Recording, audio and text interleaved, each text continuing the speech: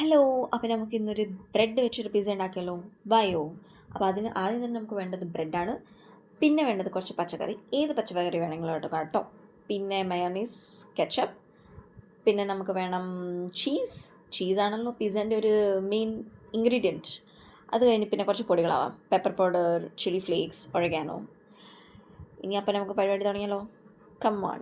അപ്പോൾ ആദ്യം തന്നെ നമുക്ക് ബ്രെഡ് സ്ലൈസ് എടുത്ത് അതിന് മുകളിൽ മയോണീസും കെച്ചപ്പും ഒന്ന് വിതറാം. ഇതല്ലാതെ നമുക്ക് പിസ്സ സോസ് വേണമെങ്കിൽ വിതറാം കേട്ടോ. എൻ്റെ അടുത്ത് പിന്നെ അതൊന്നും ഇല്ലാത്തതുകൊണ്ട് ഞാൻ ഇത് വെച്ച് അഡ്ജസ്റ്റ് ചെയ്തു.